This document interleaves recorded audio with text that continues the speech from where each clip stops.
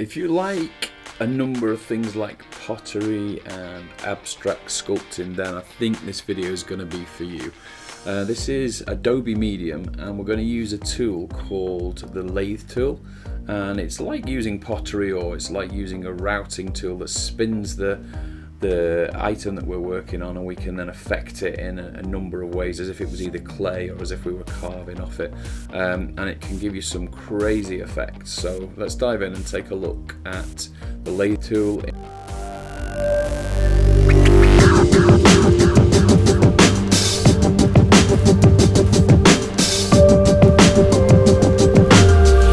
Okay, so we're in Adobe Medium, we're in the default settings, so this is what it looks like when you first open it up, and we're going to use the Lathe Tool. So this is a crazy tool that basically it's like virtual pottery, and it's, if you've never really tried Adobe Medium before and you want to just have a bit of fun, then this is a great way to do it. So before we do anything else, let's change some settings around. So let's just spray in the air. So this is our dominant hand. That's actually set to single there, and we want continuous. Yours probably will be continuous anyway, and that means as you spray, you're going to get something like this. So what we want to do is change the material settings of this model. Now, remember to move things around, I'm using the grips. And this is the same on the Oculus Quest 2 or on the Oculus Rift S, or even the original Oculus Rift. So these are pretty much exactly the same commands on all of them. We're obviously on the Quest 2, tethered to the PC here, so we're using the newer of the Oculus devices, but we have got a cable linked to the PC, hence why we're using Medium. Obviously you can't use it without that. So let's change, first of all, let's undo that. Let's change the colour, so hit the palette and change to a blue. I'm going to go for like a chrome colour. So there's the blue. If I pull down on my non-dominant hand, for me that's my right hand, and then if we have a look at the what you should have is three levels like this, or three areas to connect with: manipulation, actions, and settings. So we want settings, and we want to change the default to metal. Now what that means is we've basically got the ability to change the diffuse lighting, which we probably won't because we want it quite dark. Roughness we could play with to get more or less metal, and then the occlusion, it would have that at maximum, so we want as much of the darks underneath. What we could also check is if you go up to your scene graph and hit world, you can see here we've got settings for we looked already at the theme, but we've got things like sun color, so we could change that a little bit. So let's go for something a little bit crazier. So let's go to one of my favorite colors, like an orange, but we'll go for a dark orange actually. We'll remove the ground plane, so we've got no floor now at all. What else can we have? So we can change the Evil texture if you want to. You can change to cute, and look at that. That gives you a really crazy looking, reds and purples there in there.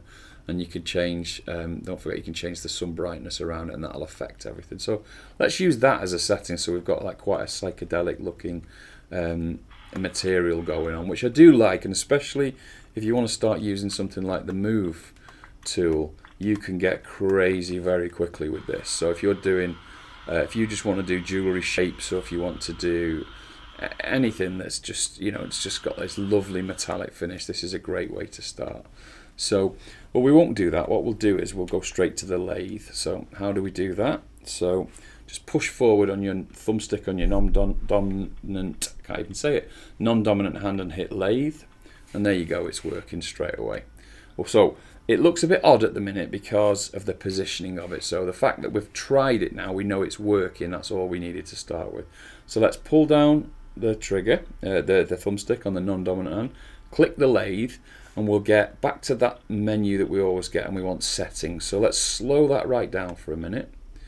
And then obviously this is really quite high up, so let's bring it back down to where we can work with it in front of us. So it's now in our hands in front of us, and that's going to be quite important in a minute. So I don't need this mirror actually, so you can turn that off, and that should just leave us in the world with our lathe. So now we've got our pottery wheel working.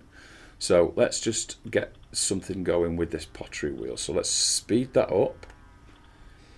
And first of all, we'll go with our clay, and we'll go double click the green, and that goes red, and we'll just get rid of everything we started with.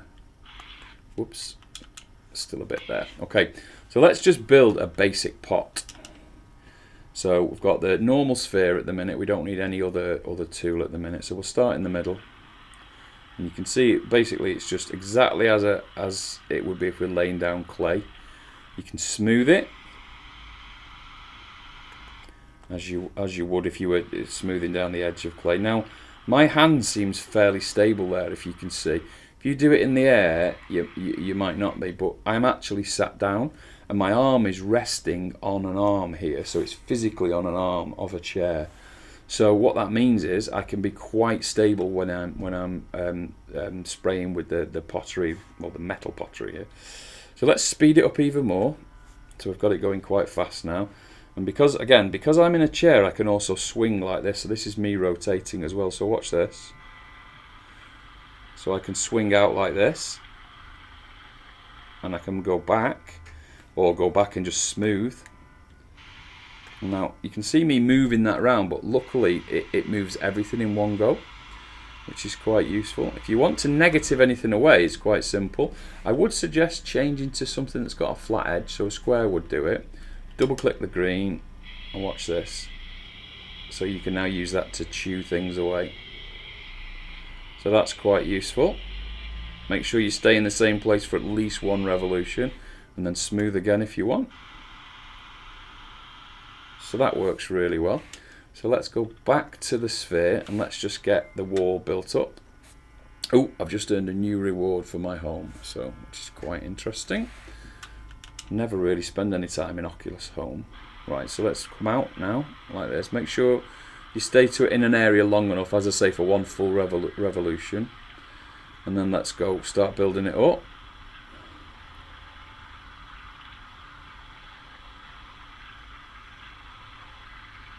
And the slower you go and the more accurate you go, the better this is going to be. I'm going to bring it back level, and there we go. Now smooth that wall down, and that's working really well. And now, as I said, if you want to carve anything with a flat edge, what we need to do is go back to our green button, pick something like the square, make it bigger this time. Oh, didn't grab it then. Bigger. Double click, and then watch. Make sure you've got completely all the way around, or you'll get a jaggedy edge, and there you go. Now, as it happens, it's kind of messed the top up, so we can just go on the top like this. And it literally is like pottery. So that's the basics of it. So that's working really well. So let's get a little bit crazy now. So let's start going up, but going faster, so that we basically can have gaps in between. So watch this. I'll hold it, but I'll go up faster than one revolution. So this will give me a spring effect. And if I go closer, I can start getting crazy effects like this. So this is really useful if you want to make components. So at the minute we're calling it pottery, but if you want to make a spring for a bike, you've just done it. You know what you would do is, I'll just undo that, and I would say, right, if we've start with a larger sphere and go up at a different speed, but make sure you're keeping it at a consistent level. That will give you a helix of some kind. Let's try it one more time and just keep it directly level.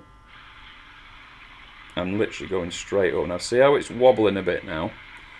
And that's because my hand is free-handing, and that's where it can get a little bit, you know, that's when it will be a little bit wobbly if your hand's in the air like this.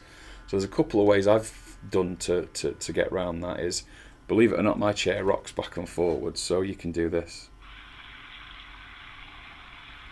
So I'm now moving backwards very, very smoothly. And it gives you quite a nice coil that way. So that's a useful way of doing that. Go back again. Let's just keep doing this because it's quite good fun. So if you push up and down, your sphere gets bigger and smaller. So watch this. We'll go with a large one. It's blobby. And as I come up now, I'm going to pull down with my thumbstick. So what you're seeing then is the opposite of this, and then in and out. And now you can get really crazy because you can do all the different sizes. And that's going to give you some crazy shapes. As you can see, it gets, if I keep going down to the bottom and coming up, start large, come out, and go around like that. Start large. And I think you can start seeing why some people like this, because you can get really mad organic shapes with very, very, very little work. And obviously what we're doing at the moment is we're only using one angle. So we could just turn it like this, put the model like that. I'm trying to make it so you can see it on the video. And now watch, we're now doing two angles. So if you're into very stylized, organic, modern art, this is a tool that you want to experiment with. I did it as metal for a reason, is because it really looks good in the light, because you can see all of that reflection quite nicely. So let's come all the way back again now. We'll delete this one, like so.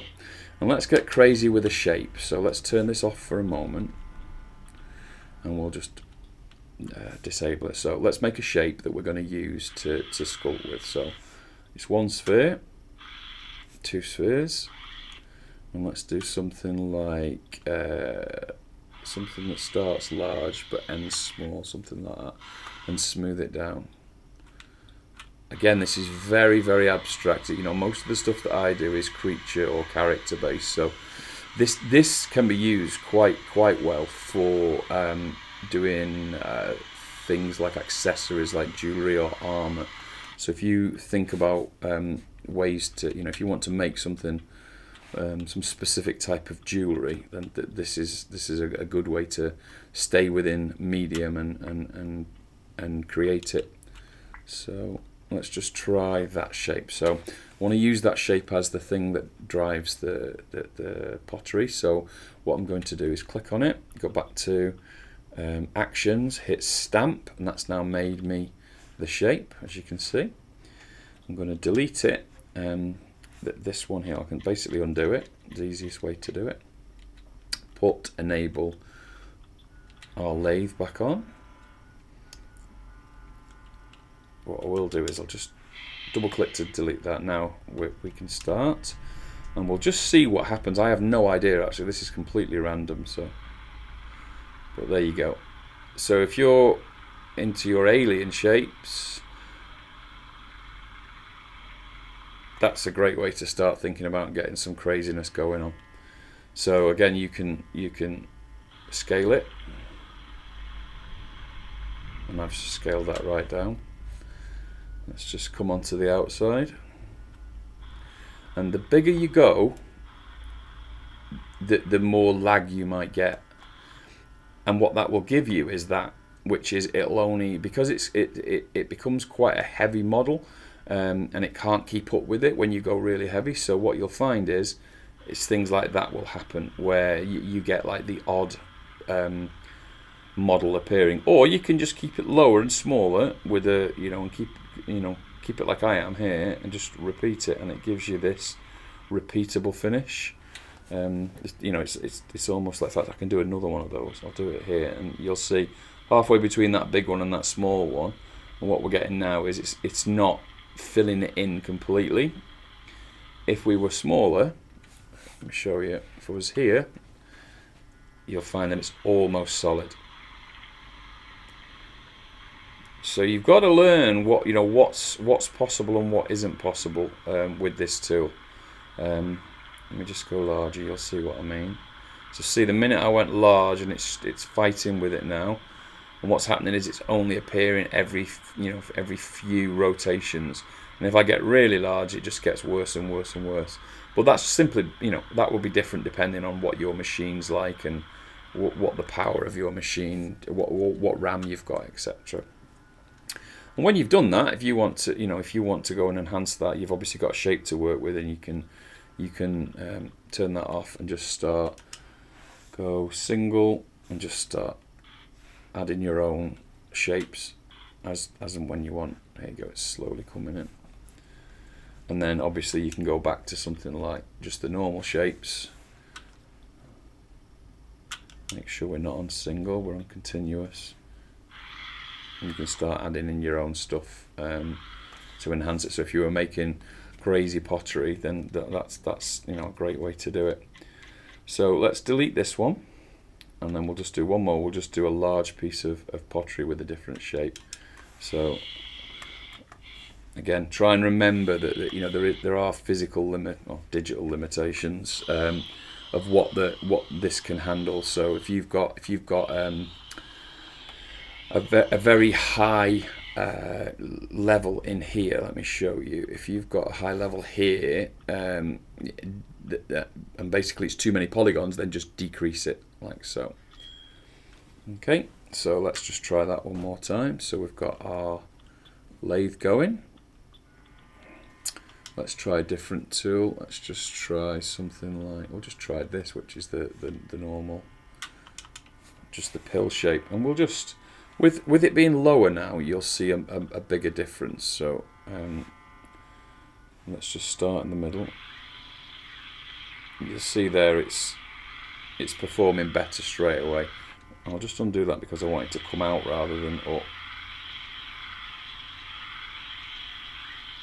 There's a really nice snail shell. Didn't want to do that, but so let's try a plate.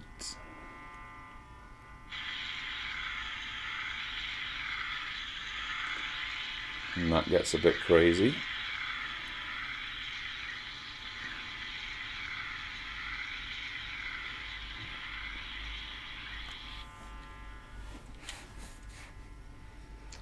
So that's a random shape.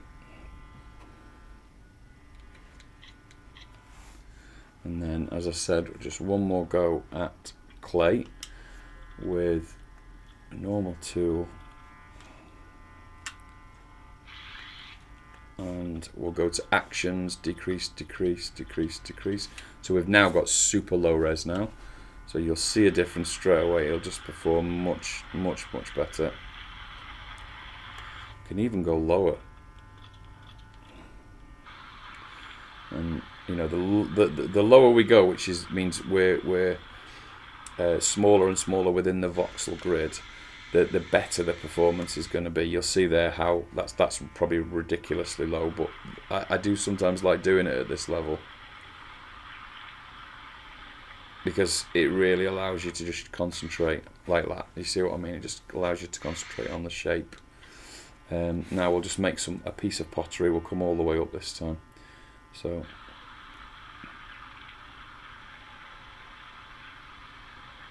and what we'll do is we'll go up in a straight line like a pot,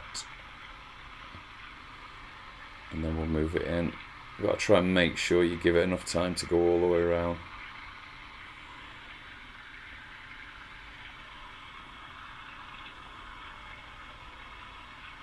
If you don't, you're going to get that extreme step in, and that means you'll have to go back and do this.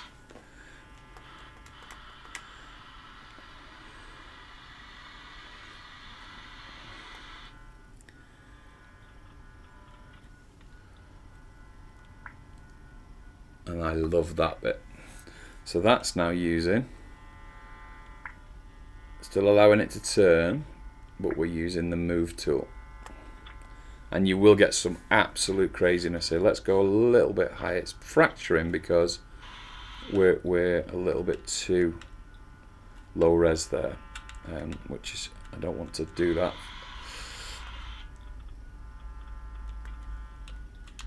I want to really show you how cool the move tool is when you use it in the lathe. So if you're ready now, go one higher and just see. You've got to be careful because the move tool will become difficult to handle. You'll see what I mean in a moment. And this is where I get some of the nicest organic shapes, because you're pulling it from, you see how it flips around like so. You aren't as much in control here as you might want. So I do quite find this comes out with some craziness if you let it keep going. But if you're into any kind of performance modeling, or if you like people like VR Rose's work, where it's really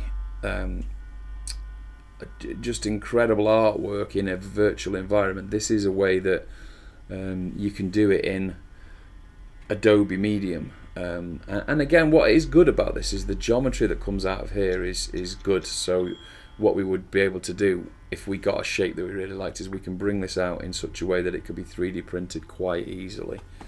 So let's just leave that one there and do another one. So go back to clay for a minute.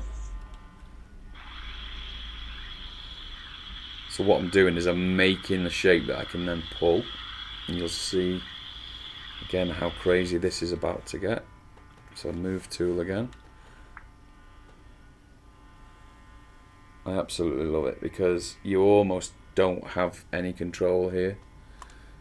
It's almost just what shape you can get is you get what you're given, really. And I love that. Taking a little bit of a while there because that's quite a big chunk of geometry, and I've left it quite high resolution. So let's just turn off the lathe for a moment. And there you go. So you know there are some. There's not a lot of use for this particular thing because it looks like a monstrosity, but I think you can see how powerful this is if you start to explore this a little bit and start to think about the shapes that you might want to get. The lathe is a tool that can be used in lots of different ways. I mean, that's almost made a nice kind of necklace of or some piece of armor or jewelry. Without us even really trying. It was almost like, you know, one of those happy accidents. And don't forget, obviously, you can duplicate this now. So you could say, for example, just duplicate and then turn our mirror back on so we can see where we are. And then we could just use things like flip. And you can see there, you know, you're going to get some incredible shapes with using, you know, duplicate, mirror across, and that kind of thing. So have a go of it and just see what you can come up with. Be prepared for some surprises and some happy accidents and some unhappy accidents. But if you want to explore shapes and jewelry and these kind of organic explorations, then this is a great tool to dive in and have a look at. So I hope you're enjoying these videos. We're doing lots of Gravity Sketch and old Adobe Medium at the moment. So if you like them, give the video a thumbs up. And if there's anything that you'd like us to look at in the future, then don't forget to drop it in the comment down below. We drop videos every Wednesday and every Friday. And at the minute we're focusing on VR sculpting in lots of different programs. And also we're about to launch our new iPad Nomad Sculpt course, so take a look at that if you're into your iPad sculpting.